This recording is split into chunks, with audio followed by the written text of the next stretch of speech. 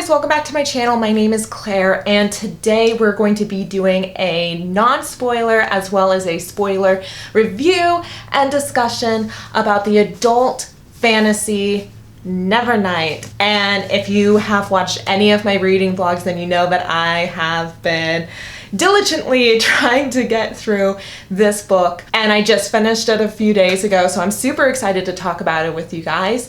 And if you like these sort of book reviews, make sure to give this video a thumbs up, leave your opinions, mark them if they are spoiler or non-spoiler down in the comment sections below. Make sure to subscribe so you don't miss out on any future book reviews. Couldn't think of the word. Because I'm reading a ton right now. I already have another book review I have to film like tomorrow, so plenty of those will be coming out. So let's go on to the non-spoiler recommendation portion. So I didn't really know anything about Nevernight before I picked it up, other than it was popular and a lot of people liked it. And that was all I needed. And I thought the cover was super, super, super cool and like creepy and weird. In a non-spoiler manner, did I like the book? Yes, I liked it a lot. It took me about 150 pages before I really got into it and I really liked the direction it was going in. It's a weird book though. The way it's written is odd. The setup of the book, it actually really reminds me of Patrick Rothfuss's fantasy series, The Name of the Wind, in the sense that there's like someone else that is chronicling the main character's journey, but then you jump to their point of view. In Name of the Wind, Kvothe's sections were in first person, and this one it's like a close third. And Mia, I think is how you pronounce her name. I never really thought about it before. But you're jumping back and forth between time. So this book also does a lot of annotations, and they're really fun. Although sometimes when I was reading them, they would drive me crazy because I feel like they would pull me out of the plot a little bit, because they kind of did. But it's the chronicler, the person that is telling Mia's story will have these little asterisks, and then he'll tell you something usually about, like, it's a way to world build, and they'll talk about the history, and it's always very funny and darkly so. The narrator is very funny and quippy and has a lot of voice to him. It can be really fun to read those asterisk portions, but this is just a rambling way of saying this is a weird book, but there is a plot to it, a very straightforward character arc, which I think is good considering everything else about it is so grand. I mean, the lore, the religion, the school that this training assassin is going to, and the magic system. And there's a lot, and it's fun to watch it all unfold, and I think it does so in a very beautiful way. The writing is fantastic, not quite as flowery or lyrical as like Patrick Rothfuss's, but more lyrical than most mainstream fantasy books, I think. I really like Mia. I like her as a protagonist. She has these weird powers that are interesting. She has this like really dark, crazy past. Despite the fact that it's horribly violent and dark at times, it's really funny and just a really fun, though creepy world to be in. So I would say if you are in the mood for an Italian fantasy that's like a rated R Hogwarts-esque dynamic, then I think you'll really, really like it. And I do mean rated R. There is graphic, sex, strong language, tons of gore and violence and torture. It's like, it does not hold back, which I personally really like. Would I recommend Nevernight? I would absolutely recommend Nevernight. That being said, let's move on to the spoilers, and I want to split this up into the things that I loved, the things I didn't love quite as much. feel like I'm sitting like a crazy person. So let's start with the good. Like I said, beautifully written. I love the world. It's obviously very well thought out and thought through. It's so interesting and weird, and I can say that I've never read anything like it. I like that there's a bit of an Italian vibe in there. I liked Mia. I love Mr. Kindly. That dynamic was probably my favorite in the story. I have a thing for animal companions, but I think this was even cooler, but it was like her weird, dark, shadowy superpowers manifested in this really snarky cat.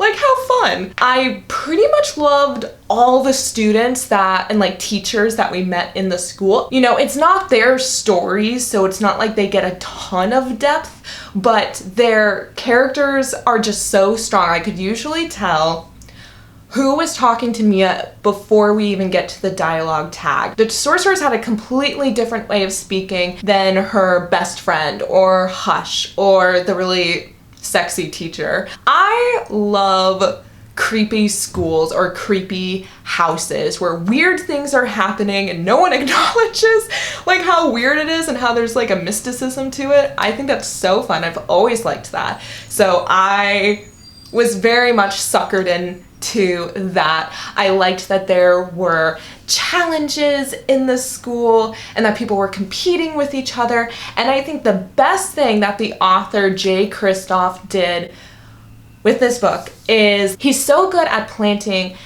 new mysteries throughout the story. So you start the book and you're like, who is this girl? Where is she going? What are the rules of these like shadowy superpowers she seems to have? What happened to her family? And then the deeper you get into the story, it's like, what is the Red Church? Why did they kill her family? What happened to her mother and brother?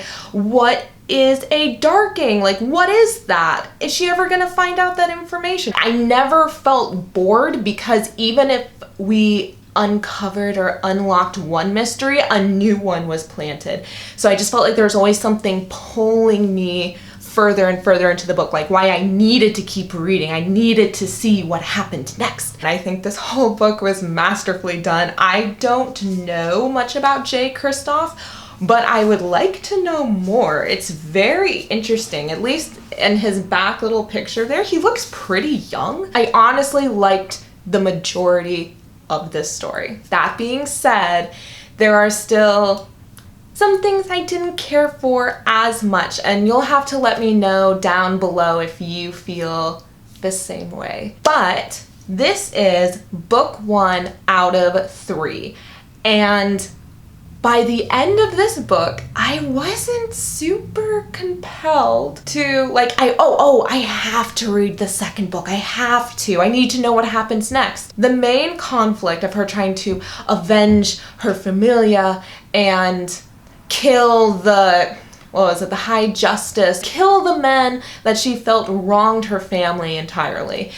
And I expected that to take up the course of the trilogy, and that particular plot was done by the end of this book, and it was like, oh, and in some ways that's satisfying. Another thing that happened is all my favorite characters were killed off. I liked Maya, I like Mr. Kindly, I like the new wolf creature that's joining them, but Ashlyn ran away, Trick got murdered, Lord Cassius died, and those were the 3 characters outside of Maya and the Shadow Cat that I liked the most. And they're gone.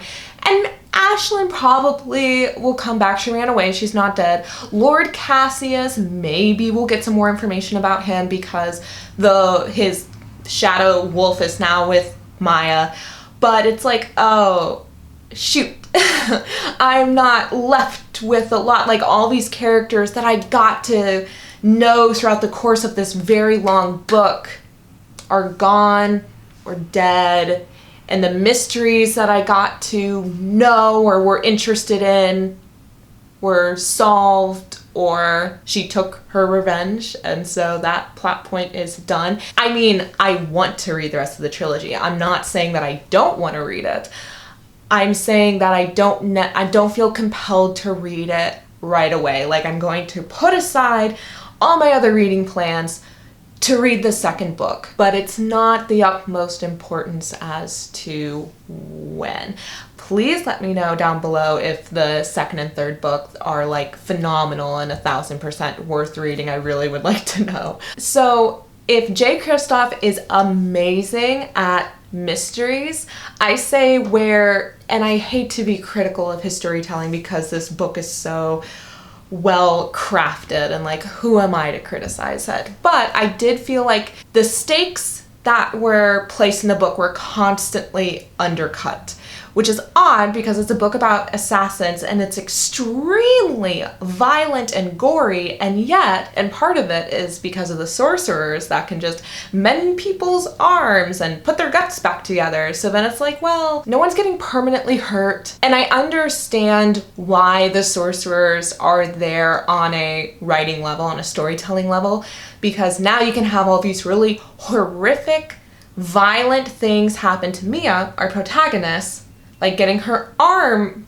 cut off, but she didn't really lose an arm because the sorcerers are there to put it back together. And so she can have these like really brutal, violent things happen to her, but she's like sore for the next few weeks, but she's not dealing with any like major consequences on a physical level. But it did also give me the sense that like, nothing bad's really gonna happen to them because it always turns out okay in the end. Like, I'm still not entirely convinced that Trick is dead either, because we didn't see him die. We saw him get stabbed a bunch and fall to God knows where. They didn't find the body. They made a point of that in the last chapter, that they didn't find the body for his unmarked grave. So I'm like, ooh, I bet he's fine. Or not fine, but I bet he's alive. Which, I mean, is fine by me because I really like Trick, and I thought Trick and Maya's relationship was one of the most interesting aspects of the book. But I digress. And then, like I was kind of hinting at the beginning, the annotations, and they started to taper off, especially towards the latter half of the book, but I did find them distracting or annoying at times, not necessarily because of the content that was being said, but I would be reading and reading. I'm really into this book, and then it was like, oh, time to step outside of the plot for a little bit to tell the story about something that is completely irrelevant to the people that I'm focusing on. And it was usually funny and well written. Usually it ended up being worth reading just because it was so weird. But I did have those moments where I was just like, stop. And I had to skip over them because I was annoyed with reading them all the time. It's like, I just want to get through this chapter and see what happens to Mia, my protagonist, my girl, who I really like. But I did not talk nearly enough about how much I like Mia. I like her a lot. She's cool. When it comes to badass chicks, which is a huge thing with most fantasy or YA books now, I prefer the ones that it's like, yeah, they can do some cool, like, physical stuff. It's like they're badass because they're so clever and sneaky, and that is totally Maya, and I love it. And I love jumping back in time and seeing this like dark past that she has with her family, both with the people who directly killed her, and then kind of how she accidentally killed her mom. That was really intense, and I felt for her. She's a dick, but she's also really nice. Especially once I hit the halfway point, I really started to like her. I was vibing with her hard. She is the most compelling aspect of the book. This is super nitpicky, but I do wish when they finally had that chapter where they discussed what happened to Mia's mom, and you get the sense that she was involved with her mother's death and she was in these like super brutal, horrible conditions. Something happened to her baby brother. They keep saying he died, but also I don't think he's dead. I have a feeling it's Lord Cassius if I were a betting lady. But I wish that the way the mom died was a little bit more Mia's fault, because I think she just seems to have so much guilt around it, and what happened was just so random and accidental. It was just like, I get why you feel bad, but also. I think it would have been even more impactful if Mia killed her because she didn't have a ton of control over her shadow powers and accidentally whip out a shadow arm to grab her mom, but then ended up like accidentally stabbing her mom or something like that, where it was more directly Mia's fault, but also not really because she's a kid. But I wish the death was a little bit more like where I could really feel why she would be so ashamed and so broken up about these past events. I think that's all that I have to say about the book, but like I keep saying, leave your comments down below. I love talking to people about books. I can't wait to read everyone's comments and opinions about it. And until the next review, I'll see you guys next time. Bye!